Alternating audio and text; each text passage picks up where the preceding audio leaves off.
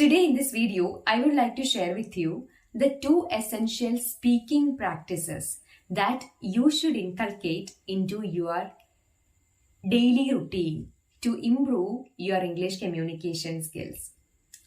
The first one is limited practice and the second one is reaching practice.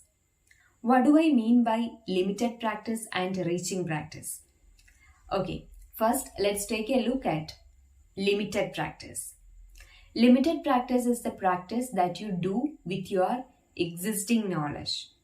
Writing or speaking something with whatever minimum knowledge you have in English at this moment. That is limited practice. You can write about anything or speak about anything with your existing knowledge. Okay? You can simply write down or speak about your thoughts or opinions about the things that are happening around you. Just free writing or free speaking. That means whatever comes to your mind, you just write them down or speak out, or you can type them down on your phone. Okay. Don't worry about the things that you don't know. Don't worry about the things that you are not aware of. Okay, just speak or write with what you know. Try to remember the already existing words in your memory and create sentences on your own based on the topics you choose. Generate sentences on your own without the help of any other external resources. Okay. Of course, a bunch of mistakes will happen. A lot of mistakes will happen. But let the mistakes happen. We get stuck many times. We get stuck without knowing the proper words to express that one particular thought in our mind. We get confused about whether we made any grammar mistakes or not. Our pronunciation may not be correct. So overall, our speaking or writing would be an absolute mess. But let it be. Let the mistakes happen. Okay. Listen, when you do this limited practice, you don't need to worry about the mistakes you make. You don't need to worry about the things that you don't know. Also, don't try to go into some unfamiliar territories and learn new words and grammar rules. No, just stay in your comfort zone and manage with what you know. Just speak or write with your existing knowledge. That's all. Don't go outside of it. Okay. So this is limited practice. Now coming to reaching practice. Reaching practice means stepping out of your comfort zone and reaching out to unfamiliar territories and trying to learn new words, grammar rules and other stuff that you are not aware of. Okay. Reaching practice also involves speaking and writing. But when you write or speak English, when you try creating sentences in English on your own, the moment you get doubts, you can immediately search about it on Google or any other resources. You can take help from any other resources and figure out how to do it. Okay. For example, if you are unable to translate one sentence from your mother tongue to English, then you can immediately go and ask for a help from people whom you think can help you, or else you can take help from online translational tools. But online translational tools may not always be accurate. Okay, but at least it can give you an idea about how to construct a sentence. And once you get an idea, then you can take help from some online grammar checkers and correct that. So this is how you learn to construct sentences in English. Okay. Similarly, if you get stuck with some vocabulary issue, then you can go and search about it based on your needs. Okay. If you are not getting one particular word to express your thoughts in English, then you can go and search about it based on your needs. Okay. So this reaching practice expands our knowledge. Another form of reaching practice is having conversations in English with people. It could be an online conversation or with someone from our surroundings who is above you, below you, or on your same level when it comes to speaking English. It doesn't matter who you are talking to. What matters is that having a conversation in English. Okay.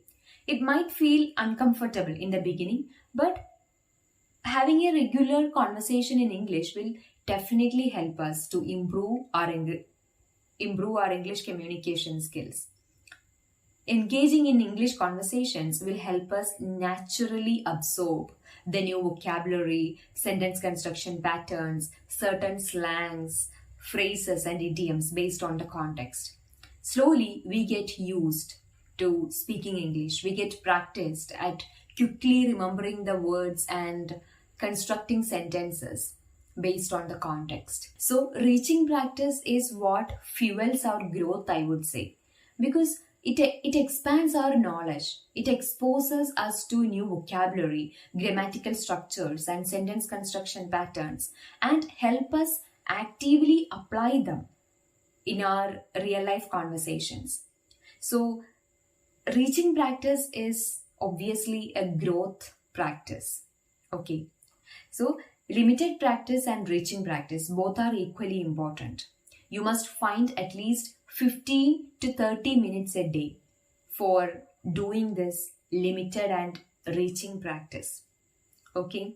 Limited practice helps us build the foundation of speaking English. It gives us self-awareness about our current English speaking level. It also gives us the clarity about all the factors that we are lacking in our English speaking and the areas where we need improvement. So, as I said before, when you do this limited practice, don't go outside of your comfort zone. Be in your comfort zone and speak or write freely without caring about how miserable you are at speaking English. Just be in your comfort zone and speak or write English with your existing knowledge.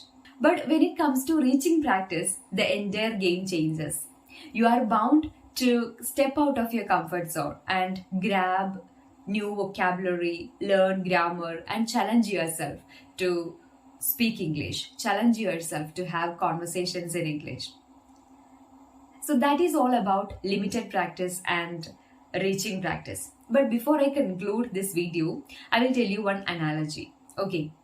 Limited practice is like starting the engine of a car.